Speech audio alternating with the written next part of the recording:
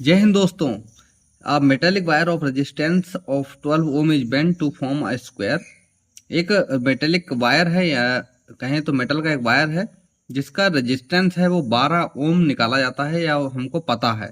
Bent to form square, उसको हम मोड़ करके क्या बनाएंगे, स्क्वायर बनाएंगे। The resistance between two diagonal point would be.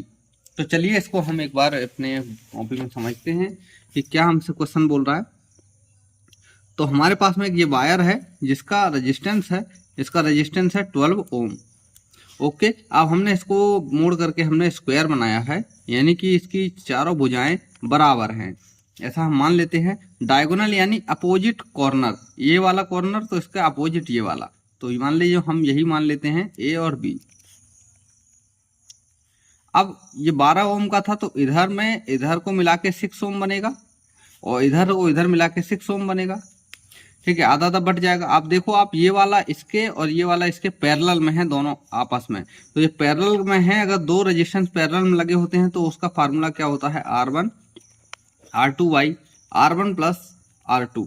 हमको पता है ये फार्मूला। अगर आपको फार्मूला याद है तो आप किसी भी क्वेश्चन को कम से कम एटलीस्ट पूरा नहीं आ रहा है तो आपको ये तो पता चल ही जाएगा कि इसको किस तरीके से सॉल्व करना है, आंसर इसका कैसे आएगा। तो चलिए हम इसको, हमको पता है R1 R2 जो है 6 है, तो 6 या 36 और 6 प्लस 6 12, 12 कम 12, 12 दूनी 24, 12 से 36, 12 3 या 36 होता है। तो हमारे पास में यहाँ 3 ओम आ गया। तो आंसर हमारा आने वाला है, वो आने वाला है 3 ओम। इसी तरीके से मुझसे फिजिक्स सीखने के लिए चैनल को अभी सब्सक्राइब कर लीजिए। तो हमारा 3 ओम कहाँ पर है, 3 ओम सिंपली ये वाले में है। ये DC 2009 में सवाल आया था और इसी तरीके का सेम सवाल एक बार BITEEE 2008 केरला PMT 2010 में भी आ चुका है। आपको दिखाता हूँ, सवाल यही था, पूछने का तरीका अंदाज अलग था।